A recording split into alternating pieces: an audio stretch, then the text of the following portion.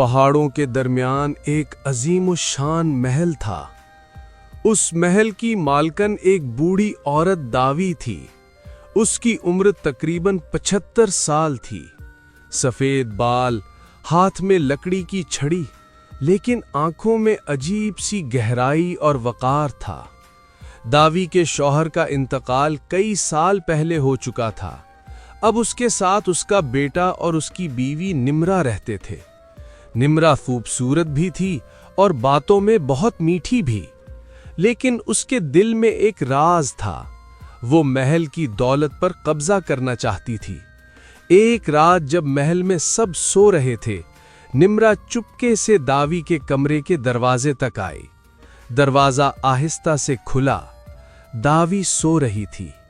निम्रा ने आहिस्ता से अलमारी खोली। उसमें पुराने कागजात और महल की मलकियत के दस्तावेजात थे। वो मुस्कुराई और आहिस्ता से बोली, बस ये कागज मेरे हाथ आ जाएं, फिर ये महल भी मेरा होगा।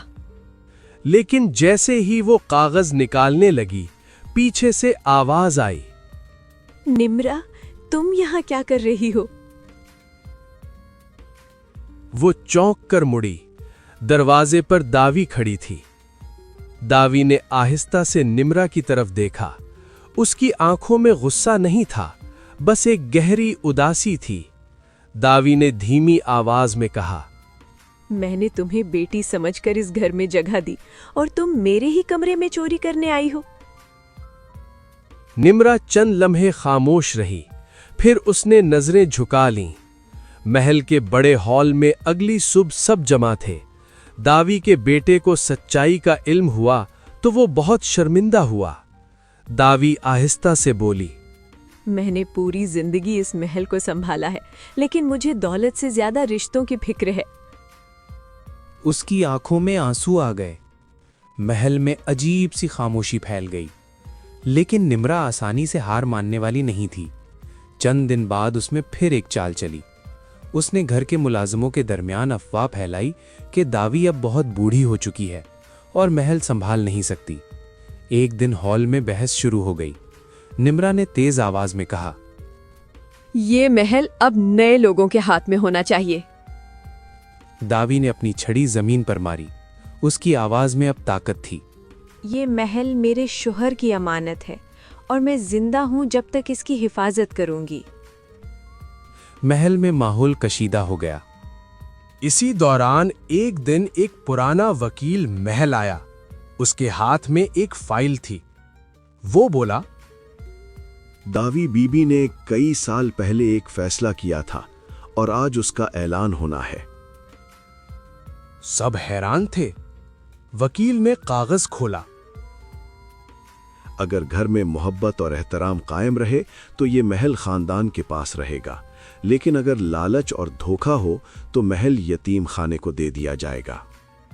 ये सुनकर निम्रा के चेहरे का रंग उड़ गया। इसी रात निम्रा पहली बार महल के बाग में अकेली बैठी थी। हवा चल रही थी, दरख्त हिल रहे थे। उसे अपनी गलतियों का एहसास होने लगा। अगली सुबह वो दावी के कमरे में गई। उसने आहिस्ता से कहा, मुझे माफ कर दे, मैं लालच में अंधी हो गई थी। दावी ने चंद लम्हे उसे देखा, फिर आहिस्ता से उसके सर पर हाथ रखा। इंसान से गलती हो जाती है, लेकिन जब अपनी गलती मान ले वो बुरा नहीं होता। कुछ महीनों बाद महल का माहौल बदल चुका था। निम्रा अब दावी का बहुत ख्याल रखती थी। एक दिन शाम के वक्त दावी बालकनी में बैठी सूरज को गुरूब होते देख रही थी। निम्रा चाय लेकर आई। देखा निम्रा, महल की असल खूबसूरती दीवारों में नहीं, रिश्तों में होती है। निम्रा की आंखों में नमी थी और उस दिन के बाद इस महल में लालच नहीं, सिर्फ मोहब्बत और सुकून रहने लगा।